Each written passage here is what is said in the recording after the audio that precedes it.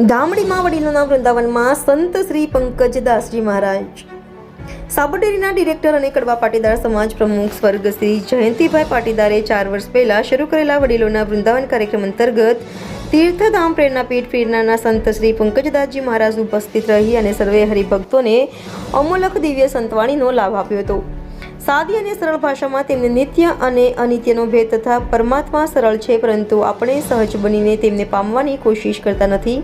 તો આપણે પણ સરળ બની અને સરળ પરમાત્માને પામવા માટેની નિત્ય કોશિશ કરવી જોઈએ. માનવ જીવન શાના માટે, આપણને મળેલ મનુષ્ય અવતારને સાર્થક કરવા માટે જીવનમાં શું કરવું જોઈએ તે અંગેની વિસ્તૃત સમજ આપી હતી.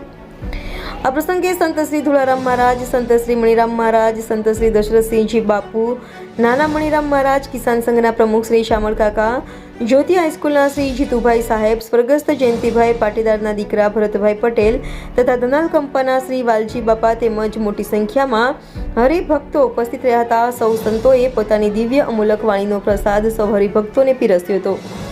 જ્યોતિ હાઈસ્કૂલના આચાર્ય શ્રી સુરેશભાઈ પટેલે સમગ્ર કાર્યક્રમને શુભેચ્છા આપી હતી. આભાર દર્શન શ્રી શંકરભાઈ પટેલે કરેલ. અંતમાં સૌ હરિભક્તોએ ભોજન પ્રસાદ પીરસ્યો હતો. રિપોર્ટર જયેશ ઠાકોર સાથે શૈલેષ પટેલ, ઇન્ડિયા 24 ન્યૂઝ, સાબરકાંઠા.